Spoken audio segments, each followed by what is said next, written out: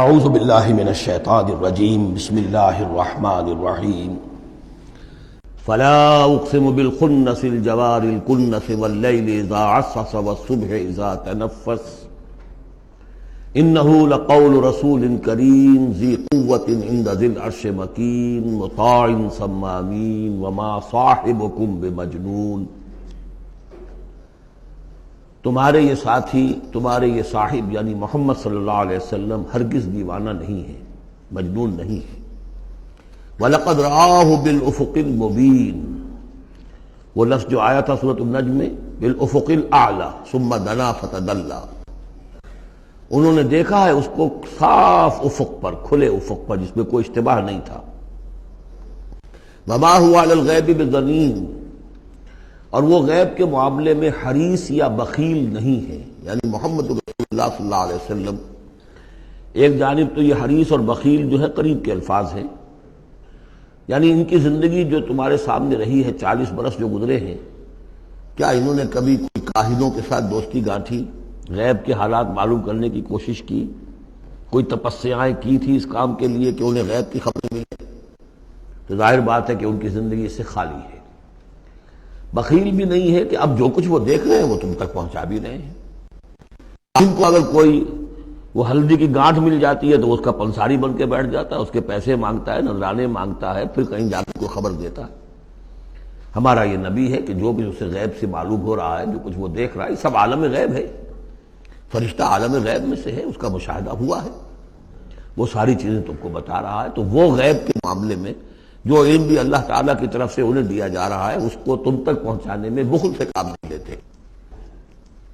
وما ہوا بقول شیطان الرجیم، اور یہ ہرگز کسی شیطان رجیم کا قول نہیں ہے، یعنی کچھ شیاطین جن تم نے سمجھا ہو کہ انہوں نے آ کر حضور کو یہ پٹی پڑھا دی ہے، معاذ اللہ۔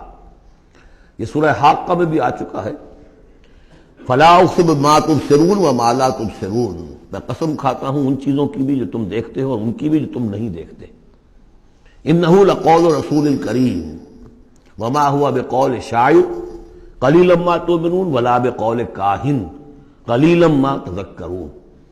اب دیکھیے، کاہن کو جو خبر ملتی تھی وہ جنات سے ملتی تھی، وہ ما لا تبصرون میں سے ہیں، اور شاعر جو شعر کہتے تھے وہ خود کہتے تھے، وہ ان میں سے ہیں کہ ما تبصرون۔ فلا اقسم بما تبصرون وما لا تبصرون انہ لقول رسول کریم وما ہوا بقول شاعر قلیلا ما تؤمنون ولا بقول کاہن قلیلا ما تذکرون۔ یہاں بھی فرمایا یہ کسی شیطان رجیم کا قول نہیں۔ فأین تذہبون، تو تم کدھر جا رہے ہو؟ بجائے اس کے کہ جو وحی آ رہی ہے محمد صلی اللہ علیہ وسلم پر، اس سے اپنے دلوں کو منور کرو، اپنی زندگی کے صحیح رخ کو اختیار کرو، کدھر جا رہے ہو؟ ان ہوا الا ذکر للعالمین، نہیں ہے یہ مگر بس ایک تمام جہان والوں کے لیے نصیحت، یاد دہانی۔ ذکر کا لفظ ہے، یاد دہانی اس کا بہترین جو ہے مفہوم ہے کہ وہ حقائق جو تمہاری فطرت میں مضمر ہیں، تمہاری روح میں وہ سب کچھ تھا، پردے پڑ گئے تھے، تمہاری توجہ نہیں رہی تھی، تم اپنی اس روح سے غافل ہو گئے تھے۔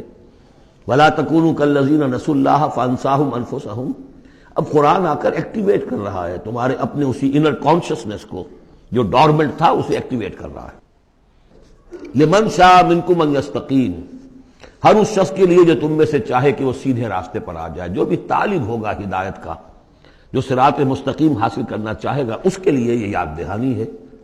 وما تشاءون الا ان یشاء اللہ، پھر وہی بات، تمہارے چاہے بھی کچھ نہیں ہو سکتا جب تک اللہ نہ چاہے۔ یہ دو مشیتیں ملتی ہیں، تم بھی چاہو اور اللہ بھی چاہے، تب کام ہوگا۔ اللہ کا اذن ہوگا، اللہ کی توفیق ہوگی، تمہارا ارادہ ہوگا۔ تمہارا ارادہ نہیں تو اللہ زبردستی ٹھونستا نہیں، زبردستی ٹھونس دے تو پھر جزا و سزا کا کوئی سوال نہیں، پھر یہ سارا کا سارا معاملہ ہی جو ہے وہ باطل ہو جاتا ہے۔ الا ان یشاء اللہ رب العالمین، تمہارے چاہے کچھ نہیں ہو سکتا جب تک نہ چاہے اللہ کے جو تمام جہانوں کا رب ہے۔ صدق اللہ العظیم۔